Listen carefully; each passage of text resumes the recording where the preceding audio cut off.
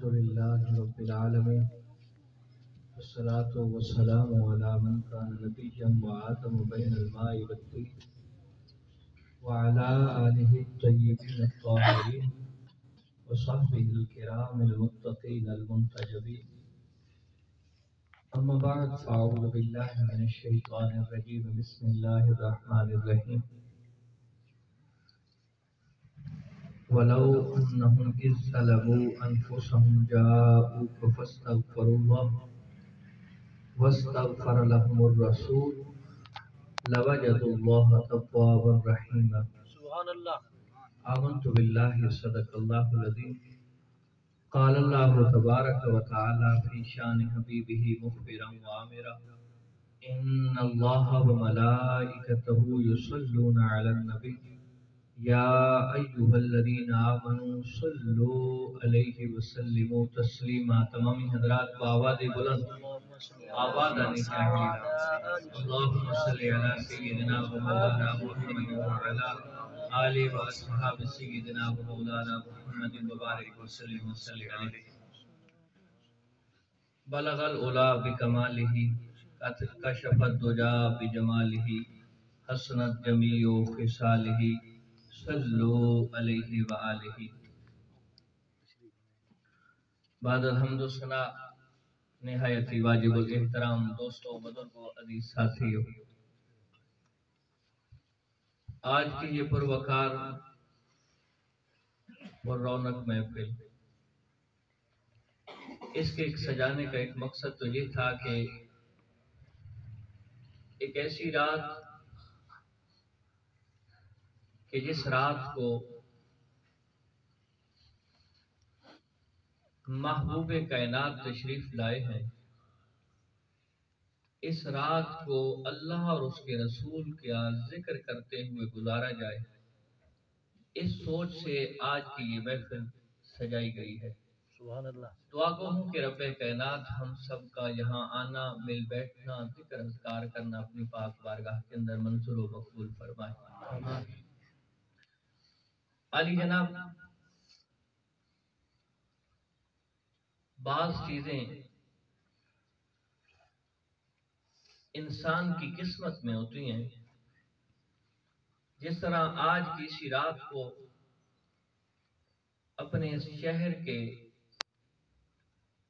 ہر گھر کے اندر دیکھ لیں یا اپنے اس محلے کے اندر ہر گھر کے اندر دیکھ لیں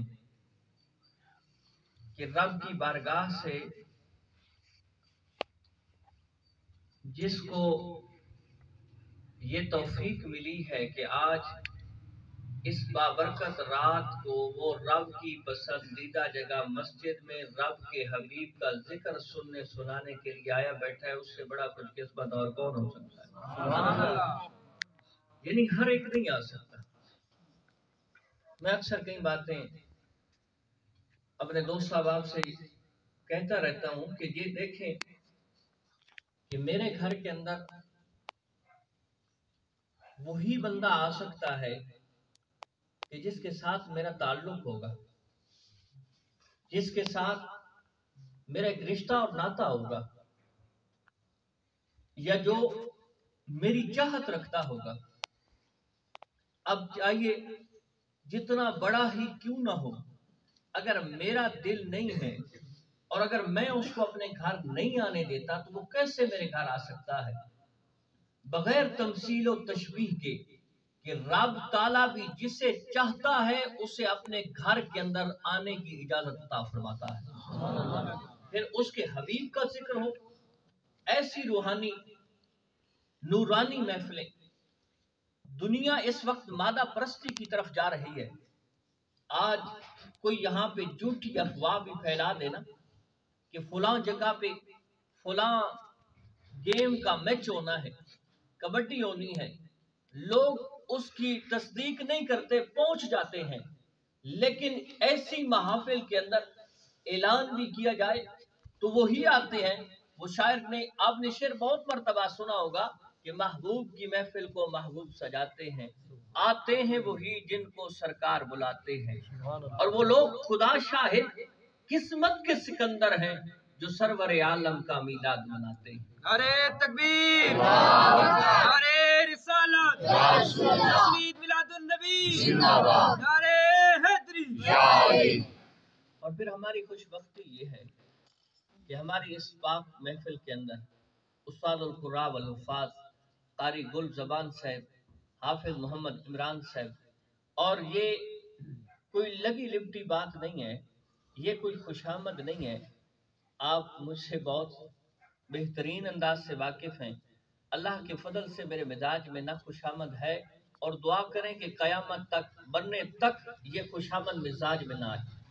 ये रब का फजल है कि हमारे अजीज़ ये सामने बैठा है। हकीकत है कि जब भी अल्लाह और उसके रसूल के जिक्र की महफिल के लिए इन्हें मैंने बुलाया है, इन्होंने अपनी सारी मसरूफियात को पसे पुश्त डाल के लब्बैक आए और तशरीफ़ ले आए हैं। कभी ये नहीं कहा कि मेरा ये मामला है, ये मसला है। जब भी कोई बात होती है मैंने कहा मौलाना आपने तशरीफ़ लेके आना है, हज़रत तशरीफ़ ले आते हैं। दुआ फरमाए मौला पाक किबला अलामा हाफिज मोहम्मद हसन साहब के इल्म, अमल और उम्र के अंदर बरकत अता फरमाए। बाकी सारे दोस्त खुलूस वाले हैं, मौला हर एक को खुलूस से नियत अता फरमाए। लेकिन यकीन माने मुजफ्फरपुर के आइम्मा मसाजिद में से अगर आपने वाक़ियतन अगर कोई खुलूस वाला देखना है, मैं किसी का इनकार नहीं करता।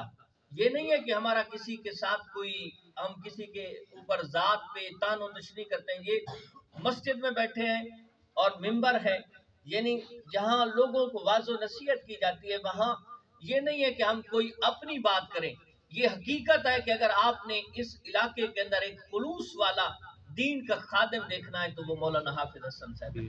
मौला पाक इनके इल्म, अमल और उम्र के अंदर बरकत अता फरमाए। मैंने सिर्फ जो आयत करीमा पढ़ी है ना, उसका तर्जमा समझा के एक हदीस पाक पढ़नी है ताकि आपके अंदर ज़ौक़ भी बन जाए। और जो दोस्त साहब बाहर खड़े हैं तशरीफ ले आए। फिर मौलाना साहब बहुत खूबसूरत अंदाज में खिताब करते हैं। आपने तो सिर्फ इनकी नकाबत सुनी है। हमारे इलाके का एक ये भी बहुत बड़ा मसला है कि जिसने एक मरतबा नकाबत कर ली फिर उसके गले में नकाबत है, बस उसने सिर्फ नकाबत ही करनी है। हालांकि हमारे उस्ताद मोहतरम अलैहि रहमत फरमाया करते थे, बेटा जो अच्छा नकीब होता है ना वो वक्त का एक बेहतरीन खतीब बन जाता है, लेकिन शर्त यह है कि इल्म भी हो। अल्लाह के फजल से ये दरसियात के आखिरी सालों में पढ़ रहे हैं। ये भी मुजफ्फरपुर के लिए एक एजाज है कि अल्लाह रब्बुल इज्जत ने एक और आलिम अता किया है। अलिया मैंने कुरान की जो आयत पढ़ी है, वलौ अन्नहुम इज़ ज़लमू अनफुसहुम, कि ऐ लोगों अगर तुम अपनी जानों पे जुल्म कर बैठो, क्या करो? वलौ अन्नहुम इज़ ज़लमू अनफुसहुम जाऊका फस्तगफिरुल्लाह वस्तगफर लहुमुर रसूल। फिर कहाँ आओ कि जब कोई गुनाह, जुल्म, ज्यादती और बुराई कर बैठो, अपनी जान पे जुल्म कर बैठो, तो फिर क्या करो? मेरे हबीब की बारगाह में आओ और वहां बैठ के रब से मग़फ़िरत तलब करो। और वस्तगफर लहुमुर रसूल, और तुम्हारे लिए मेरा रसूल भी मग़फ़िरत तलब करे। लवजदुल्लाह तव्वाबर रहीमा, और जब तुम रब की बारगाह में वहां बैठ के अपने लिए उस जुल्म और ज्यादती पे, उस गुनाह पे रब की बारगाह में तौबा करेंगे तो रब्बे कायनात क्या फरमाता है कि खुद भी तौबा करो और मेरा रसूल भी तुम्हारे लिए मग़फ़िरत तलब करे। कुरान कहता है लवजदुल्लाह तव्वाबर रहीमा, तो जरूर रब को तौबा कबूल फरमाने वाला पाओगे। सुभान अल्लाह, जरा बोलिए ना यार, ये कुरान के लफ्ज़ हैं। अब देखिए कि जो दरे मुस्तफा पे आ गया फिर रब्बे कायनात ने उसको कितना नवाजा है। और इसी से कई चीजें के यानी मसाइल हल होते हैं कि रब्बे कायनात ने, याद रखो अहले सुन्नत का अकीदा क्या है कि जो भी नबी अलैहिस्सलाम की सिफात है, जो भी मेरे मुस्तफा की शाने हैं, जो भी मेरे मुस्तफा का मकाम है, ये रब ने अता फरमाया है। याद रखो, ये बात ज़हन नशीन होनी चाहिए, अकीदे के अंदर होनी चाहिए कि जितनी सिफात है, जितनी शाने हैं, जितना मकाम है, ये रब्बे कायनात ने अपने हबीब को अता फरमाया है। یہ رب کا عطا کردہ ہے۔ اب یہاں سے ایک چیز اور بھی ہے کہ اسی آیت کے تحت اگر آپ پڑھیں تو یہ بھی پتہ چلتا ہے کہ رب کائنات نے اپنے حبیب کو مختار بنا کے بھیجا ہے۔ سبحان اللہ۔ اور صحیح سیاستہ کی حدیث پاک ہے، ایک صاحب حاضر ہوا اور عرض کرنے لگا بندہ نواز، آج میں اپنی جان پہ ظلم کر بیٹھا، میں ہلاک ہو گیا کہ میں نے اپنی جان پہ ظلم کیا ہے۔ تو میرے مصطفیٰ کریم علیہ السلام فرماتے ہیں کہ کون سا ظلم اور تو کیسے ہلاک ہو گیا؟ عرض کرتا ہے بندہ نواز، میں روزے کی حالت میں روزہ توڑ بیٹھا ہوں۔ تو میرے مصطفیٰ کریم علیہ السلام نے فرمایا پھر ایسا کرو 60 روزے لگاتار رکھو۔ سیاستہ کی حدیث پاک ہے، میرے مصطفیٰ کریم علیہ السلام نے فرمایا کہ 60 روزے لگاتار رکھو۔ عرض کی بندہ نواز، جب ایک پورا نہیں ہوتا 60 لگاتار کیسے رکھ سکتا؟ اور یاد رکھو کہ جو بھی فرض روزہ ہوتا ہے اس کو جو جان بوجھ کے توڑتا ہے اس کے اوپر قضاء 60 اور لگاتار رکھنے ہوتے ہیں۔ اگر 59 لگاتار رکھے اور 60واں چھوڑ دیا ہے تو پھر ایک سے شروع کرنا پڑے گا، یہ ایک شرعی مسئلہ ہے۔ تو میرے مصطفیٰ نے فرمایا کہ 60 روزے لگاتار رکھو۔ عرض کی بندہ نواز، میری اندر تو اتنی طاقت نہیں ہے کہ میں 60 روزے رکھ سکوں۔ تو میرے مصطفیٰ کریم علیہ السلام نے پھر فرمایا کہ پھر ایک غلام آزاد کرو۔ عرض کرنے لگا بندہ نواز، میں ایک غلام بھی آزاد نہیں کر سکتا، میرے پاس تو اتنی طاقت نہیں ہے، میرے پاس تو اتنی دولت نہیں ہے، میرے پاس تو اتنا مال و متاع نہیں ہے کہ میں ایک غلام آزاد کر سکوں۔ یعنی جو اس وقت غلام ہوتے تھے، لونڈی اور غلام، ان کو خرید کے پھر ان کو آزاد کر دیا جاتا تو یہ بھی یعنی ایک روزے کی قضا ہو جاتی، کفارہ ہو جاتا۔ عرض کی بندہ نواز، یہ بھی نہیں ہو سکتا۔ تو پھر میرے مصطفیٰ کریم علیہ السلام نے فرمایا کہ پھر ایسا کرو کہ مدینہ طیبہ کے 60 مساکین کو کھانا کھلاؤ، روٹی کھلاؤ۔ عرض کرنے لگا بندہ نواز، یہ بھی نہیں ہو سکتا، میرے پاس اتنی طاقت نہیں ہے، میرے پاس اتنا مال و دولت نہیں ہے کہ میں 60 مسکینوں کو کھانا کھلا سکوں۔ اب میرے مصطفیٰ یہ نہیں فرماتے اخرج نکل جا، میرے مصطفیٰ فرماتے اجلس بیٹھ جا۔ اب حالانکہ یہی 3 قاعدے ہیں کفارے کے، یہی 3 ادا کرنے کے، یعنی کفارہ کو پورا کرنے کے 3 ہی طریقے ہیں، یا تو 60 روزے لگاتار رکھے جائیں، یا ایک غلام آزاد کیا جائے، یا 60 مسکینوں کو کھانا کھلایا جائے۔ اب یہ تینوں چیزوں پہ وہ انکاری ہو گیا ہے۔ اس نے کہا بندہ نواز، یہ تو مجھ سے نہیں ہو سکتا، میں ویسے غریب آدمی ہوں، میرے پاس تو کچھ بھی نہیں ہے، اور اتنی طاقت اور سکت میری جسم کے اندر نہیں ہے کہ میں 60 روزے رکھ سکوں۔ اب میرے مصطفیٰ اگر غیر مختار ہوتے تو فرماتے جا بھائی میں کیا کر سکتا ہوں، جب تو کفارہ پورا نہیں کر سکتا تو پھر میرے دربار میں کیوں آیا ہے؟ وہ ایک شاعر ہے نا، وہ بڑے خوبصورت انداز میں کہتا ہے، وہ کہتا ہے مجرم ہو تو منہ اشک سے دھوتے ہوئے آؤ۔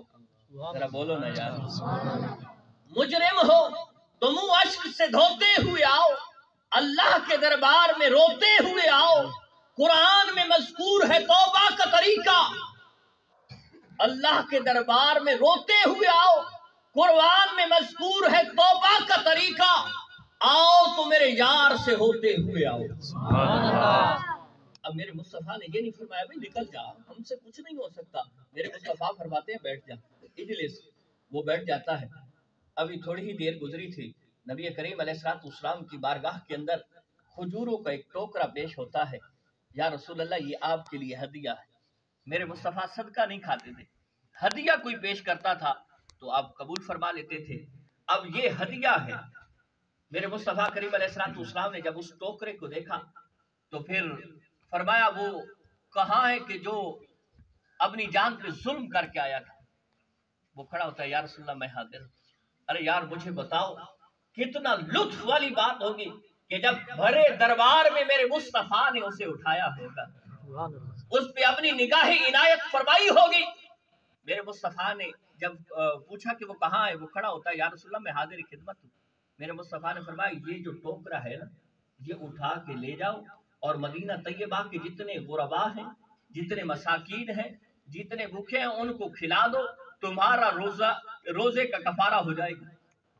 अब उसने वो टोकरा जो उठाया, खजूरें जो देखी, तो दिल के अंदर ख्याल आया कि यार काफी दिनों से मेरी औलाद भूखी है, मेरे घर वाले भूखे हैं। टोकरी को उठा के जब सर पे रखा, फिर उतारा, मेरे मुस्तफा करीम अलैहिस्सलाम ने जब देखा, फरमाया क्या माजरा है? अर्ज की बंदा नवाज, काफी दिन हो गए हैं, मेरे घर के अंदर खाने की कोई चीज नहीं थी, आज मैंने ये खजूरें देखी हैं तो भूखी औलाद याद आ गई है, भूखे अहलो अयाल याद आ गए हैं। तो मेरे मुस्तफा ने ये नहीं फरमाया कि यार मैंने तो तुझे कहा है कि मदीना के गुरबा के अंदर तकसीम करो, तब तुम्हारा कफारा अदा होगा। नहीं, मेरे मुस्तफा फरमाते हैं जाओ इसे अपने अहलो अयाल को खिला दो, अपनी औलाद को खिला दो, तुम्हारा रोजा जाने और आमना कलाल जाने। सुभान अल्लाह। यही तो इख्तियार है, यही तो